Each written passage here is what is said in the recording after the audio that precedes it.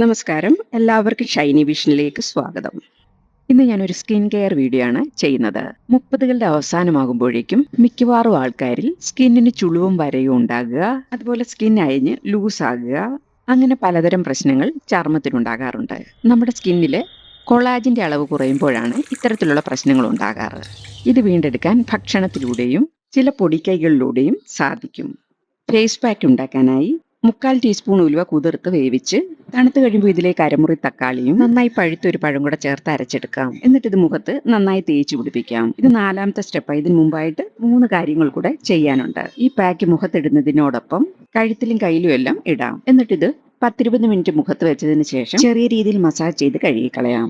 ഇതിന്റെ long video കാണാനായി ഈ വീഡിയോയുടെ സ്ക്രീനിന്റെ താഴെ കാണുന്ന ആരോ മാർക്കിൽ ക്ലിക്ക് ചെയ്താൽ മതി. ഇതുപോലെ മാസത്തിൽ 2 തവണ ചെയ്താൽ മുഖത്തുണ്ടാകുന്ന ചുളിവുകളും വരകളും മാറി സ്കിൻ നന്നായി തിളങ്ങുന്നത് കാണാം.